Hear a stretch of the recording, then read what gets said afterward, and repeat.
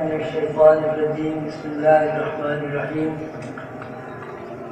ما كان محمد أبا أحد من رجالكم ولكن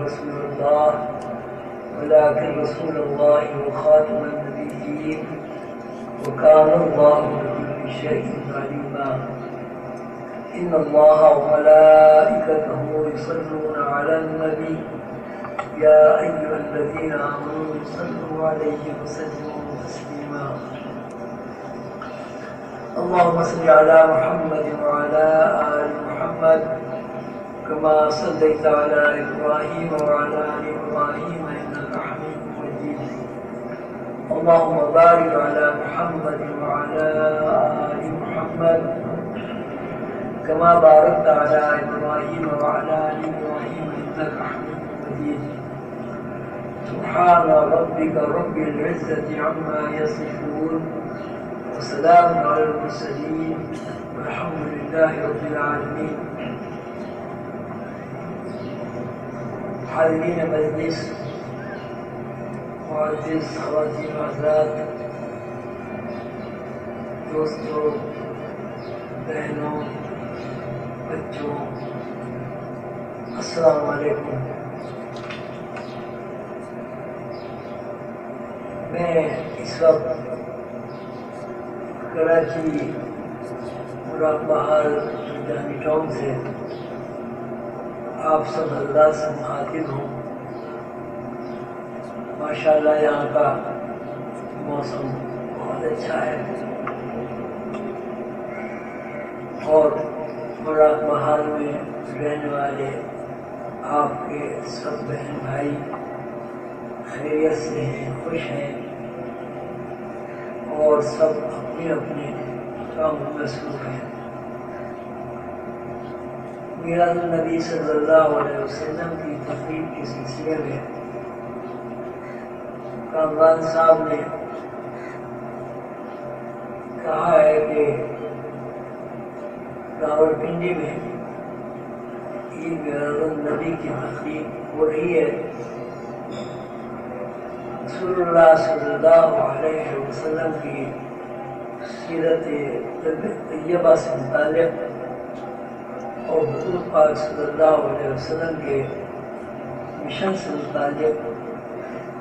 خصوصاً رسول اللہ صلی اللہ علیہ وسلم کے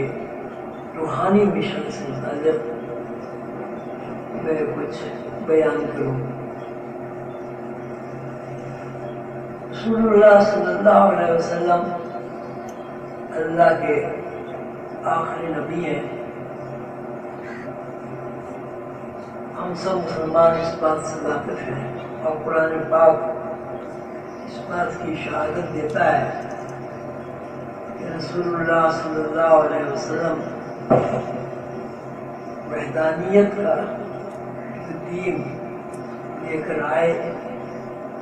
اللہ تعالیٰ نے رسول اللہ صلی اللہ علیہ وسلم پر اس کی تکمیل فرما دی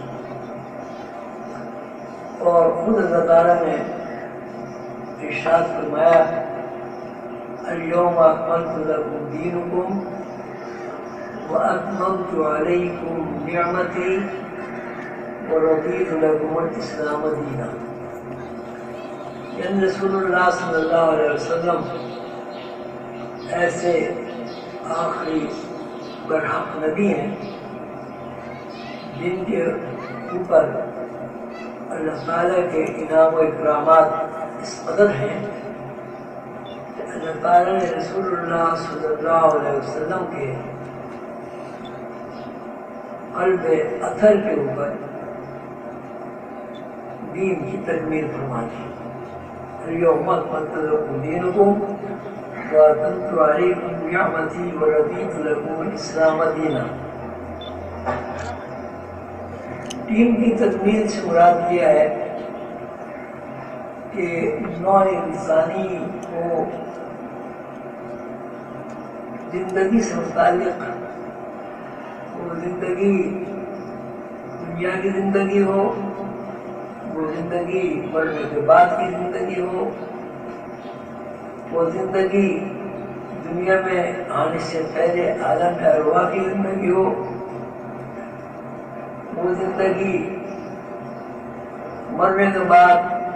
حشر و نشر کے بعد دوبارہ زندہ ہونے کی ہو، وہ زندگی جنت کی ہو، دوزخ کی ہو،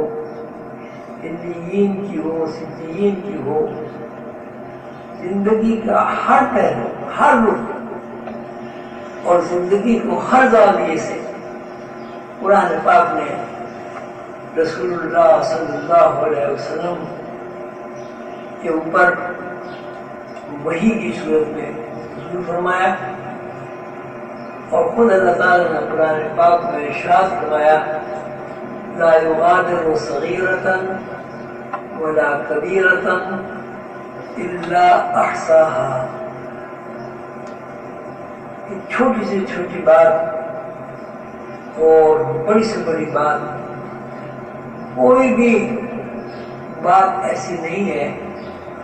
جس کی قرآن نے پوری طرح وضاحت نہ کر دیا۔ مفہوم یہ ہے کہ زندگی جو ہم گزار رہے ہیں اس کو زندگی کو 3 زاویوں سے بیان کیا جاتا ہے: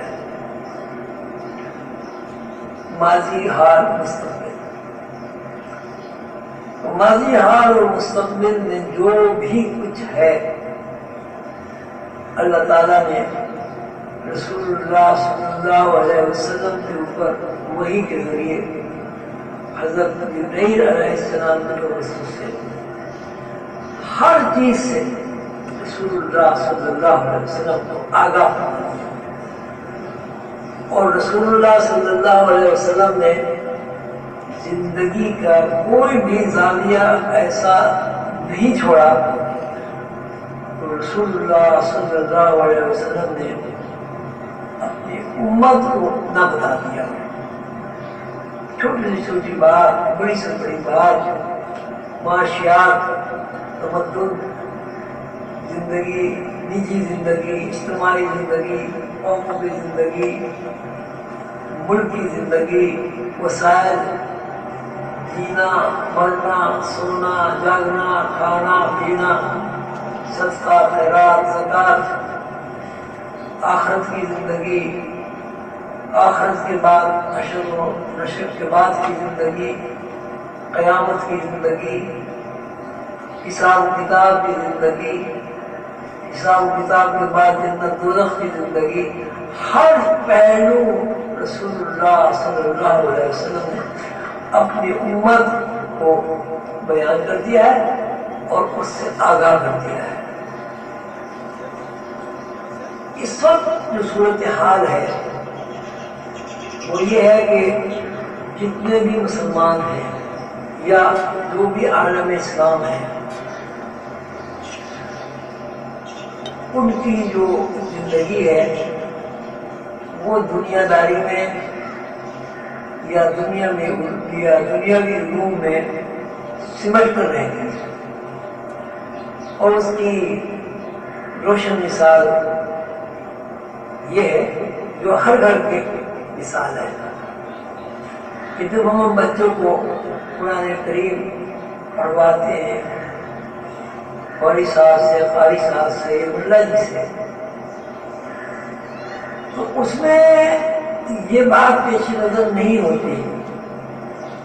کہ قرآن کی تفہیم بھی ہمارے سامنے ہو، یہ بات بھی نہیں ہوتی کہ جو بچوں کو یا بڑوں کو چند صورتیں یاد ہیں جو وہ نماز میں پڑھتے ہیں ان کو یہ علم ہو تو کیا پڑھ رہے ہیں، کیا مفہوم ہے، اللہ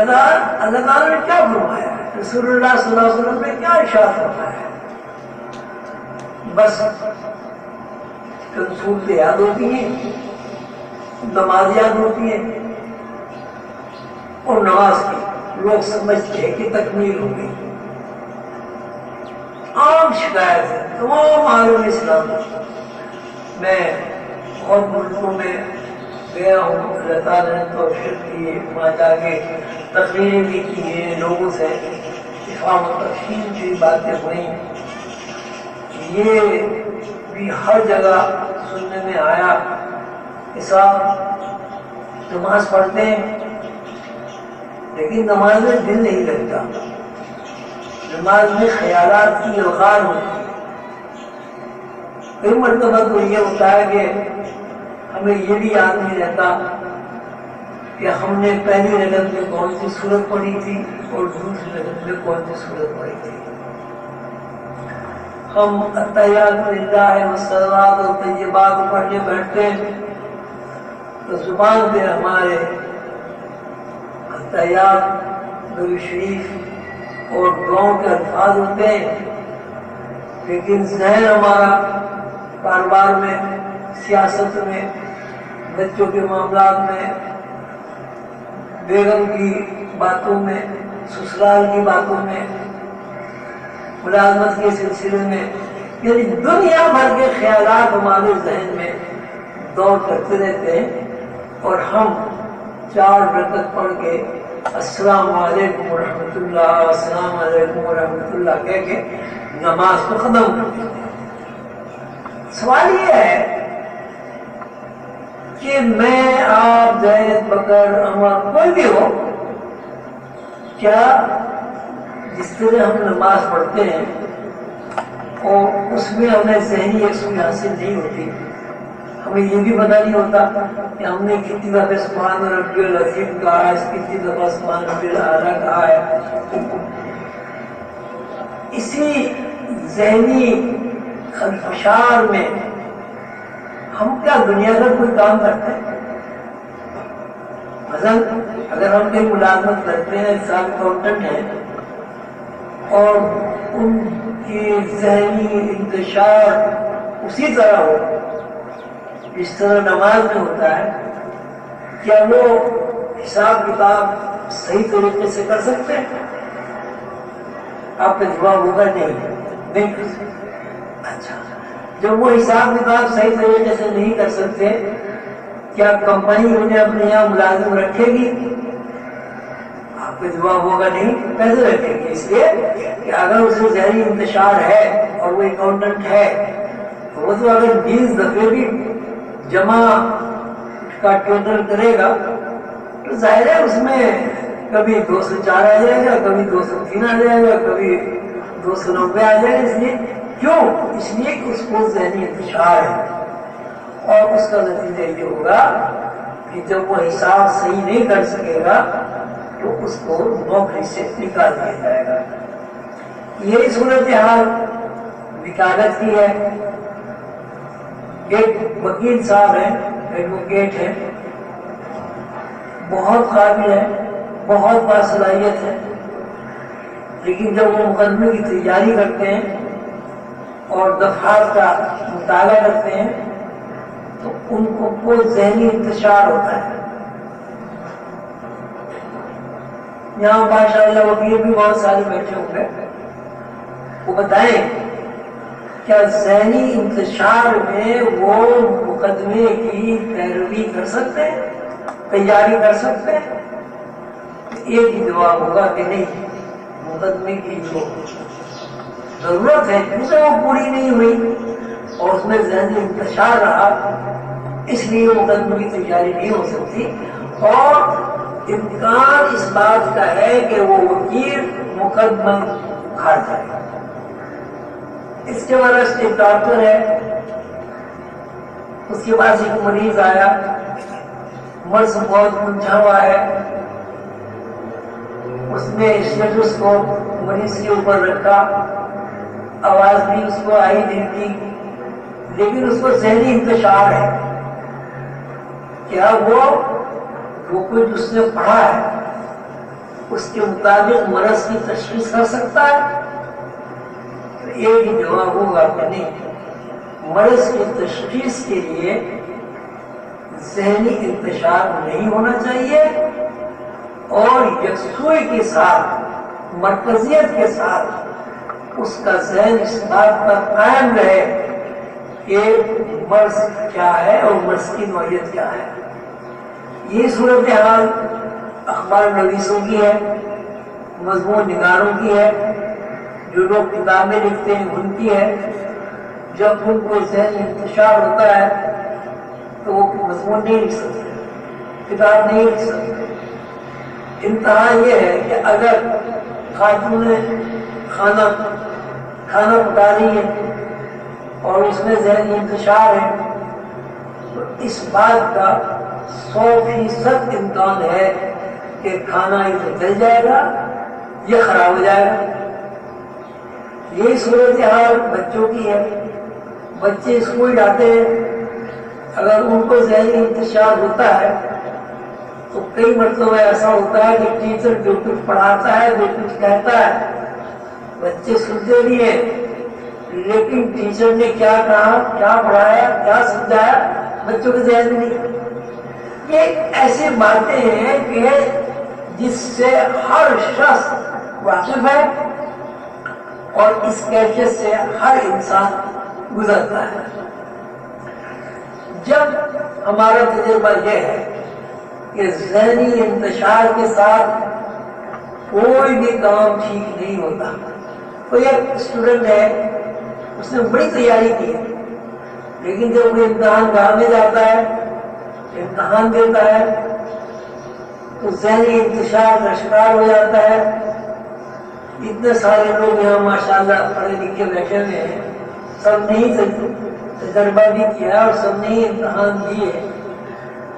میں ان سے پوچھتا ہوں کیا ایسا بچہ جس کو ذہنی انتشار ہو وہ امتحان میں پاس ہو سکتا ہے؟